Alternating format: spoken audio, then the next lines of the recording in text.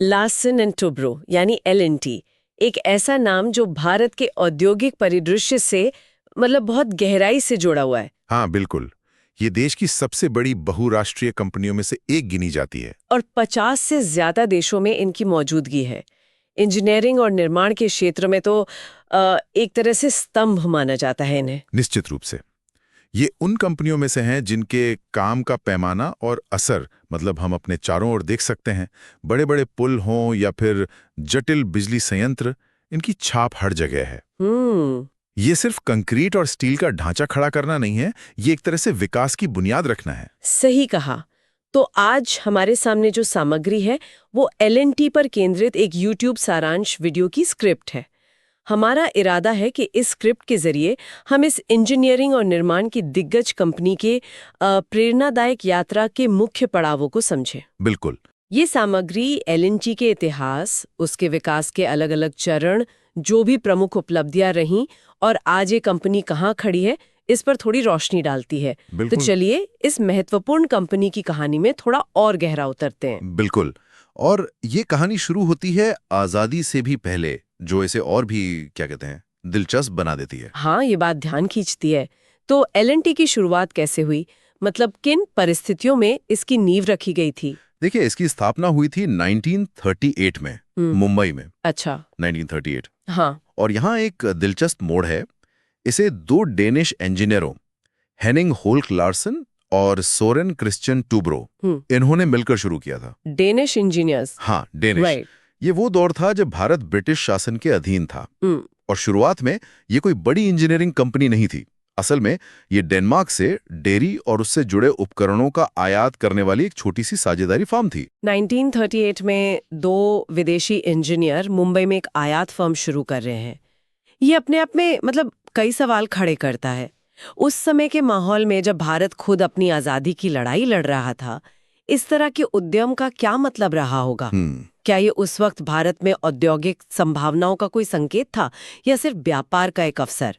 जानकारी सीधे तौर पर इस पर कोई टिप्पणी नहीं करती, लेकिन ये तथ्य LNT की जड़ों की वो जो वैश्विक प्रकृति है उसे जरूर उजागर करता है। हाँ, ये बात वाकई गौर करने लायक है।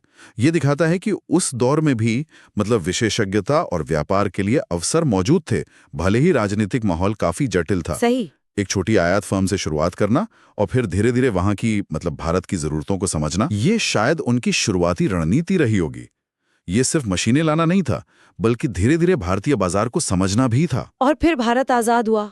जाहिर है ये LNT के लिए एक बड़ा मोड़ साबित हुआ होगा। देश बदल रहा था, उसकी प्राथमिकताएं बदल रही थी। बिल्कुल।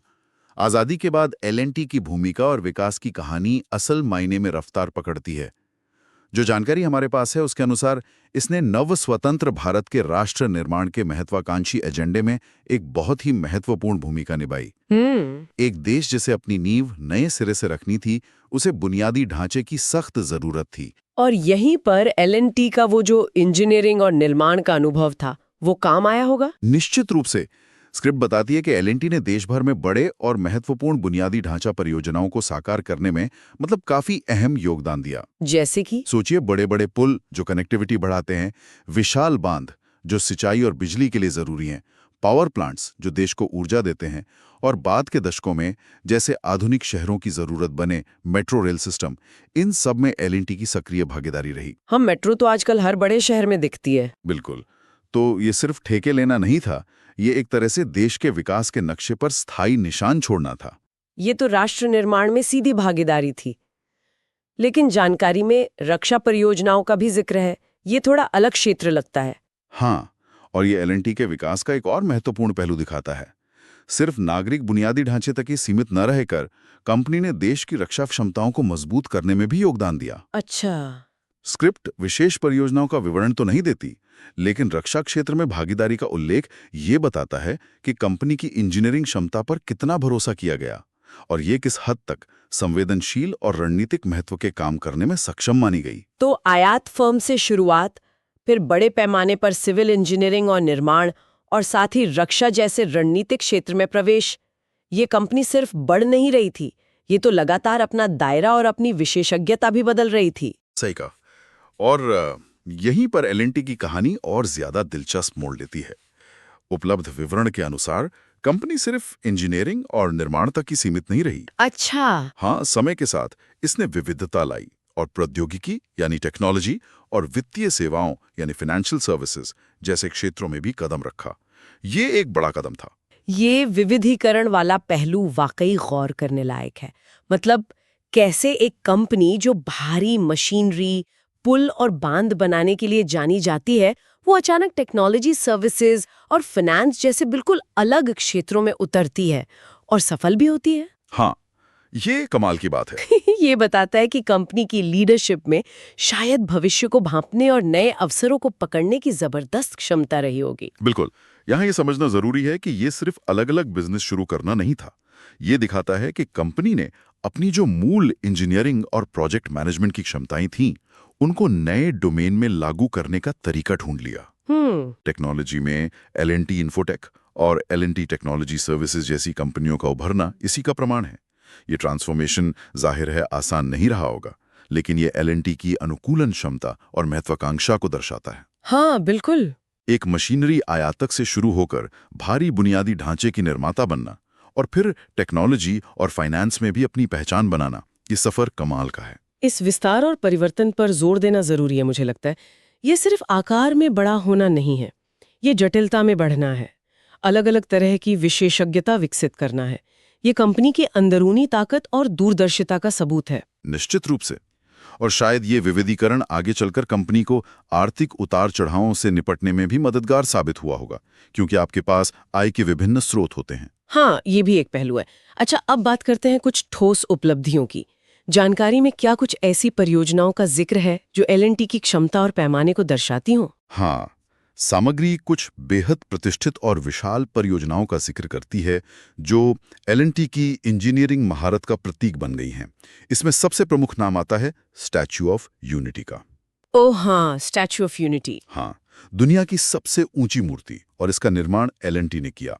ये सिर्फ एक मूर्ति नहीं, ये इंजीनियरिंग, प्रोजेक्ट मैनेजमेंट और लॉजिस्टिक्स की एक मिसाल है। इतने बड़े पैमाने पर इतनी सटीकता के साथ काम करना L&T की क्षमताओं को दुनिया के सामने रखता है। स्टैच्यू ऑफ यूनिटी तो वाकई एक असाधारण उपलब्धि है जो दुनिया भर में पहचानी जाती है। और क्या रणनीतिक क्षेत्रों में भी कोई खास योगदान का उल्लेख है? हाँ, जैसा हमने पहले रक्षा क्षेत्र की बात की थी, स्क्रिप्ट इस बात पर भी जोर देती है कि L&T ने भारत के परमाणु ऊर्जा कार्यक्रमों में भी महत्वपूर्ण योगदान दिया है। परमाणु ऊर्जा में भी? हाँ, ये फिर से दिखाता है कि कंपनी उन क्षेत्रों में भी सक्रिय रही है जहां अत्यधिक तकनीकी विशेषज्ञता, सुरक्षा और विश्वसनीयता की जरूरत होती है। ये कोई आम बात नहीं है कि एक ही कंपनी पुल बनाने से लेकर परमाणु ऊर्जा संयंत्र के हिस्सों पर काम करने तक की क्षमता रखती हो। सही बात है। और IT सेक्टर का जिक्र भी आपने किया था। बिल्कुल। L&T इन्फोटेक, जो अब L&T माइंट्री का हिस्सा है, और L&T टेक्नोलॉजी सर्विसेज LTTS के जरिए L&T ने IT और टेक्नोलॉजी सेवाओं के क्षेत्र में भी अपनी एक मजबूत पहचान बनाई है। ये कंपनियां वैश्विक स्तर पर काम करती हैं और विभिन्न उद्योगों को डिजिटल समाधान प्रदान करती हैं। ये L&T के पोर्टफोलियो का एक अहम और तेजी से बढ़ता हुआ हिस्सा है। तो अगर हम इन सबको एक साथ देखें, प्रतिष्ठित राष्ट्रीय स्मारक, परमाणु ऊर्जा जैसे संवेदनशील क्षेत्र और आधुनिक IT सेवाएं, ये दायरा वाकई बहुत व्यापक है। ये सिर्फ एक निर्माण कंपनी की छवि से कहीं आगे जाता है। एकदम सही। अगर हम इसे बड़ी तस्वीर में देखें तो स्क्रिप्ट ये बताती है कि L&T की भागीदारी सिर्फ बड़े निर्माण प्रोजेक्ट्स तक सीमित नहीं है। बिल्कुल। बल्कि ये देश के रणनीतिक, औद्योगिक और तकनीकी विकास के लगभग हर पहलू से जुड़ी हुई है। स्टैच्यू ऑफ यूनिटी जैसी प्रतीकात्मक परियोजनाओं से लेकर परमाणु ऊर्जा और रक्षा जैसे महत्वपूर्ण क्षेत्रों तक, और फिर डिजिटल भविष्य को आकार देने वाली IT सेवाओं तक, ये दिखाता है कि कंपनी ने समय के साथ कैसे खुद को ढाला है और राष्ट्र की बदलती जरूरतों के साथ कदम मिलाया है। इन उपलब्धियों का पैमाना और इनका महत्व सच में प्रभावित करने वाला है। ये सिर्फ इंजीनियरिंग के आंकड़े नहीं है, ये कहानियां हैं कि कैसे एक कंपनी ने देश के विकास की यात्रा में सक्रिय भूमिका निभाई है। ये सीधे तौर पर लाखों लोगों के जीवन को प्रभावित करने वाले प्रोजेक्ट्स हैं। बिल्कुल। और इसी वजह से, जैसा कि स्क्रिप्ट बताती है, L&T की एक खास प्रतिष्ठा बनी है। तो इस सारी यात्रा और उपलब्धियों के बाद आज L&T कहाँ खड़ी है? स्क्रिप्ट आज की स्थिति के बारे में क्या कहती है? जो उपलब्ध जानकारी है उसके अनुसार आज एल&टी को विश्वास, नवाचार मतलब इनोवेशन और इंजीनियरिंग उत्कृष्टता यानी इंजीनियरिंग एक्सीलेंस का प्रतीक माना जाता है। विश्वास, नवाचार और उत्कृष्टता। हाँ, और ये शब्द सिर्फ मार्केटिंग के जुमले नहीं लगते, बल्कि ये दशकों की मेहनत और प्रदर्शन से अर्जित प्रतिष्ठा को दर्शाते हैं। आर्थिक पैमाने की बात करें तो इसका राजस्व अरबों डॉलर में है, जो इसके विशाल वैश्विक परिचालन को दिखाता है। विश्वास और नवाचार, ये दो शब्द स्क्रिप्ट में बार बार उभर कर आते लगते हैं। इनका क्या मतलब है एल&टी के संदर्भ में, थोड़ा और बता सकते हैं? स्क्रिप्ट सीधे तौर पर व्याख्या नहीं करती, लेकिन हम अंदाजा लगा सकते हैं। विश्वास शायद ग्राहकों का, सरकार का और आम जनता का उस भरोसे को दर्शाता है जो एल&टी की क्षमता पर है कि वो वादे के मुताबिक गुणवत्ता के साथ बड़े और जटिल प्रोजेक्ट्स को पूरा कर सकती है। ये भरोसा तो समय के साथ बनता है। हाँ, ये रातों रात नहीं बनता। और नवाचार का मतलब शायद लगातार नई तकनीकें अपनाना, बेहतर और ज्यादा प्रभावी तरीकों से काम करना और इंजीनियरिंग की सीमाओं को मतलब आगे बढ़ाना है, चाहे वो निर्माण की नई तकनीक हो या आईटी में नए समाधान। नवाचार के बिना इतने लंबे समय तक प्रासंगिक बने रहना मुश्किल है। और ये दिलचस्प सवाल भी खड़ा करता है, जैसा कि आपने पहले इशारा किया था कि कोई कंपनी इतने लंबे समय तक इतने विविध और चुनौतीपूर्ण क्षेत्रों में काम करते हुए अपनी ये प्रतिष्ठा और उत्कृष्टता कैसे बनाए रख पाती है। सही। स्क्रिप्ट शायद इसका सीधा फॉर्मूला नहीं बताती, लेकिन ये एल&टी की संगठनात्मक संस्कृति, उसके नेतृत्व और गुणवत्ता पर उसके निरंतर ध्यान की ओर जरूर संकेत करती है। शायद ये लगातार सीखने और सुधारने की इच्छा शक्ति है। हाँ, ये एक सतत प्रक्रिया रही होगी। अपनी जड़ों को मजबूत रखते हुए नई शाखाएं फैलाना ये आसान नहीं होता। और स्क्रिप्ट के मुताबिक एल&टी आज भी भारत के भविष्य के निर्माण की अपनी विरासत को जारी रखे हुए हैं। अच्छा, इसका मतलब है कि कंपनी अभी भी सक्रिय रूप से देश के विकास में योगदान दे रही है और भविष्य की चुनौतियों के लिए तैयार है। तो अगर हमें इस पूरी चर्चा का सार निकालना हो, इस सामग्री के आधार पर एल&टी की वर्तमान स्थिति को समझना हो, तो वो क्या होगा? सार यही है कि एल&टी आज महज एक बड़ी इंजीनियरिंग और निर्माण कंपनी नहीं है।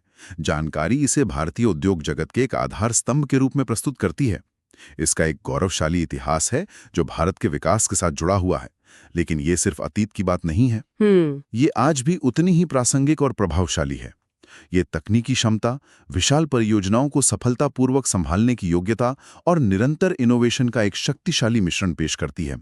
ये एक ऐसी इकाई है जिसने सचमुच जमीन पर भारत के निर्माण में मदद की है। चलिए अब तक की बातचीत को समेटते हैं। एल&टी की कहानी 1938 में मुंबई में दो डेनिश इंजीनियरों द्वारा शुरू की गई एक छोटी आयात फर्म से शुरू हुई। हाँ, भारत के आज़ादी के बाद इसने राष्ट्र निर्माण में केंद्रीय भूमिका निभाई, बड़े पैमाने पर बुनियादी ढांचा खड़ा किया और रक्षा और परमाणु ऊर्जा जैसे महत्वपूर्ण क्षेत्रों में अपनी विशेषज्ञता साबित की। बिल्कुल। समय के साथ इसने टेक्नोलॉजी और वित्तीय सेवाओं जैसे नए क्षेत्रों में सफलतापूर्वक विस्तार किया। आज ये अरबों डॉलर के राजस्व वाली एक वैश्विक बहुराष्ट्रीय कंपनी है, जिसे जानकारी के मुताबिक विश्वास, नवाचार और इंजीनियरिंग उत्कृष्टता के प्रतीक के रूप में देखा जाता है। बिल्कुल सही सारांश। ऑल स्क्रिप्ट जिस बात पर बार बार जोर देती है वो ये है कि एल&टी महज एक कारोबारी इकाई नहीं है, बल्कि ये दृष्टि, दृढ़ संकल्प और राष्ट्र निर्माण की कहानी का प्रतिनिधित्व करती है। ये शब्द सिर्फ अलंकारिक नहीं हैं, बल्कि कंपनी के काम के पैमाने और उसके प्रभाव को दर्शाते हैं, जैसा कि इस सामग्री में बताया गया है। इसने वास्तव में भारत के औद्योगिक और बुनियादी ढांचे के परिदृश्य को आकार देने में एक अहम भूमिका निभाई है। ये वाकई एक उल्लेखनीय यात्रा है। अब अंत में श्रोताओं के लिए एक विचारणीय प्रश्न छोड़ते हैं जो इस चर्चा और सामग्री पर आधारित है, लेकिन हमें थोड़ा आगे सोचने पर मजबूर करता है। जरूर। जानकारी 1938 से लेकर अब तक भारत के विकास को आकार देने में एल&टी की भूमिका पर प्रकाश डालती है। अगर हम भविष्य की ओर देखें तो राष्ट्र निर्माण का अगला चरण कैसा दिख सकता है? दिलचस्प सवाल। भविष्य की चुनौतियां और प्राथमिकताएं क्या हो सकती हैं? क्या वो सस्टेनेबिलिटी होगी, डिजिटल इंफ्रास्ट्रक्चर होगा, स्मार्ट सिटीज होंगी या कुछ और? और इस सामग्री में वर्णित अपने इतिहास, क्षमताओं और मूल्यों जैसे नवाचार और विश्वास के आधार पर एल&टी जैसी कंपनी संभावित रूप से इस अगले चरण में कैसे योगदान दे सकती है? ये सोचने वाली बात है कि अतीत की सीख भविष्य के निर्माण में कैसे काम आ सकती है।